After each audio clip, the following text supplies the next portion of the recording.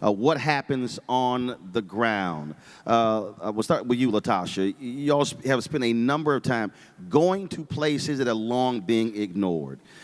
Just give folks an understanding of what y'all saw and heard when you were going to places in deep Georgia, deep Alabama, Mississippi, and so many places, and folks were saying, we hadn't seen anybody come to us during election year to talk to us about voting.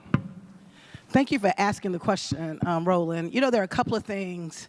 You know, when we started going, when Black Voters Matter, when we started going out on the ground, we were very intentional about the Black Belt region, right, throughout from North Carolina all the way over to the Mississippi Delta, because oftentimes what we would see is that in those states, rural voters were just kind of dismissed. That if there were counties that, even though there were Black voters, that because it wasn't the majority, sometimes state party leadership would just simply ignore and underinvest in those places. And so we actually created a strategy that not only just the urban areas, but we would also invest into the rural areas. And if you look at what happened in Georgia, when you look at the margin of difference, that in Georgia, in those counties, while some of those counties went Republican, what you saw is a hike in the raise and the turnout number in Black voters in those rural counties that actually shaved off 100 here, 500 here, 1,000 here. And so ultimately what happened, we were able to turn the state. You were closing margins. We were closing margins, not because of what happened in Atlanta necessarily,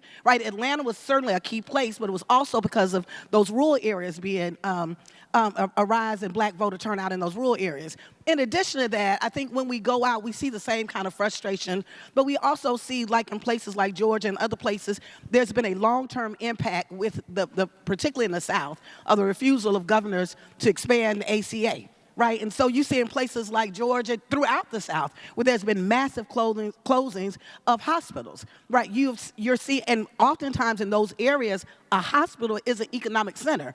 But the third and final thing that I want to say related to it is, I wish I had the luxury just to talk about voting rights right now, but I really want to get real with people. What is really important right now, we are in fascism, and that may not be popular for me to say, right? But it's the truth.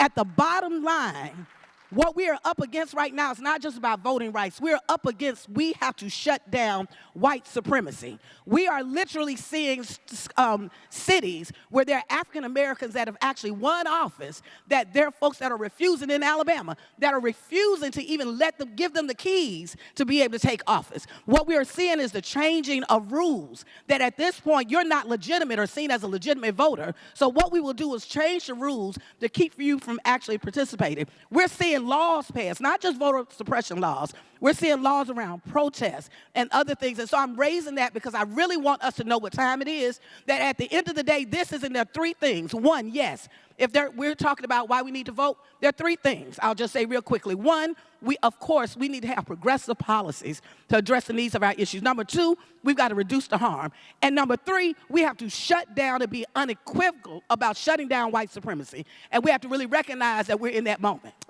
Derek, LaTosha talked